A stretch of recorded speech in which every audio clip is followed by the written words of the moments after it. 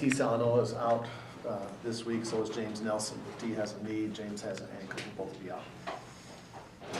Okay, Rob, obviously you've scouted this team. What do you think their strengths are?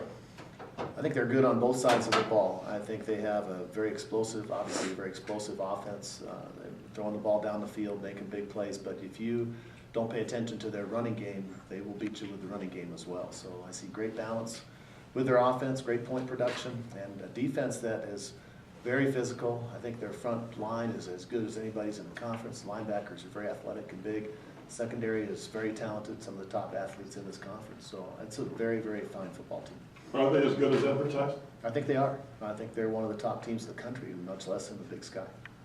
As close as this game could end, I mean, is there any concern with the kicking game after those 3 block kicks on Saturday? You know, we evaluated that, and I think it's mostly a matter of elevation on our PATs. We'll get that fixed. And then the blocked punt, we just had a backup in there for T. Salanoa on our shield, and just had a technical problem there that's easy to fix. So I'm not concerned about it. Coach, how do you describe this Montana State Eastern Washington rivalry?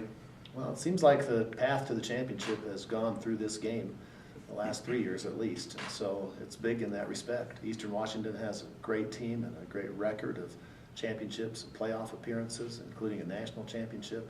So they're obviously a team that you have to try to compete with. And the good news is we've been able to do that. The last couple of years, 3 years have been great games. We've won 2 of them. And so we've been able to get up there and be on a par with them. And so that's why it's become a really important game. Was it nice to get some experience in late game situations in the fourth quarter against Northern Colorado this past weekend? No, I didn't like that at all. I would much rather had a one-sided game. Does it change your preparations at all with how big this game is in the Big Sky? No.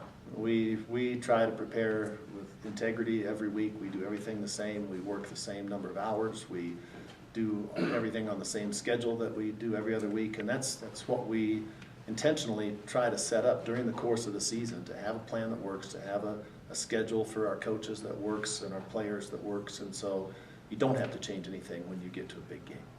The film that you've been able to watch, just how teams play from Washington, have you noticed if defense have been more aggressive or if they've sat back, and because Eastern is such a big play?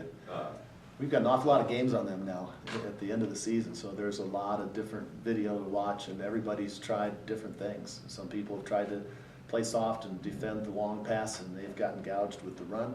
Other people have tried to play a very cautious containment on Vernon, and when he has time to throw, he can pick you apart sitting comfortably in the pocket. People have tried to pressure him, and he's gotten away and made good plays. They're just a good football team, and they've handled everything that they've seen so far. Is it just one of those nightmare offenses that you just can't really game plan for because of their ability? I mean, they're very talented and they're very diverse. But we have a lot of confidence in our defense too. Our guys are solid. Jamie Marshall does a very good job of putting the plan together. Our guys play well, I think, in big games, and we match up in some of the areas pretty well. So I think it'll be a good contest, but I'm very respectful of them, obviously. They lose 3 receivers in the NFL, replace them with 3 other guys who are having just as good a year as it seems like. Are you surprised by that at all?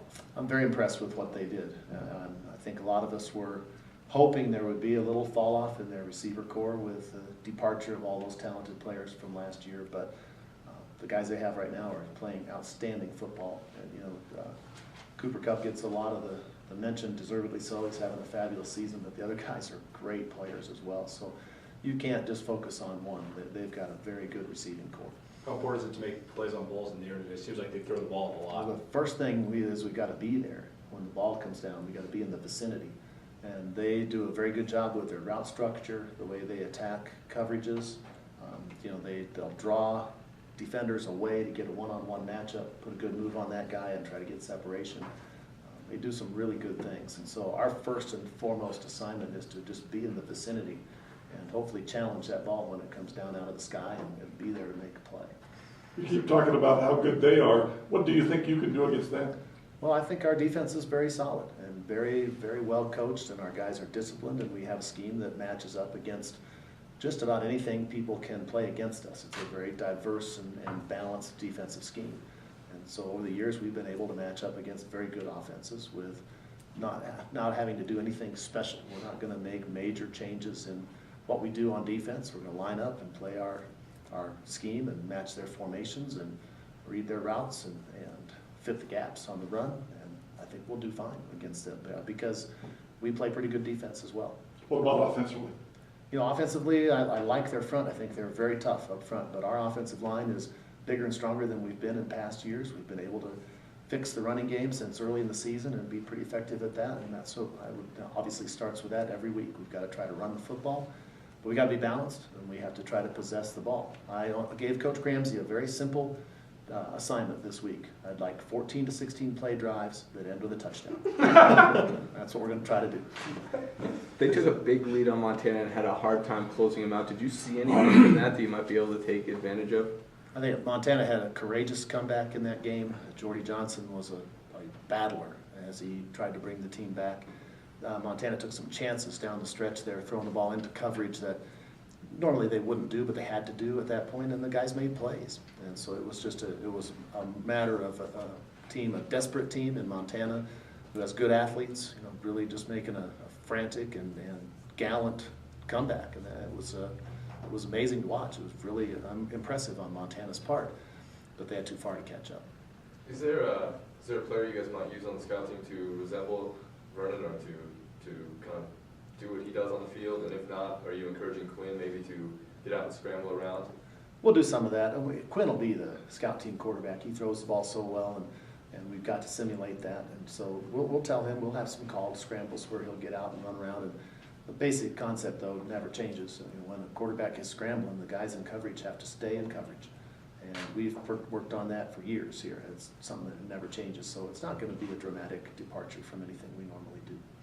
They're a little thin on their secondary as well. I think they're going to be missing 2 starters. Would that influence the game plan at all? No, I like the athletes that they have back there. They're good players, and you know, we can't go starting to dial up new things that we haven't worked on. We're going to use our arsenal of plays that we've built up from last spring through August through the season, and you know, call those plays and see how they work out.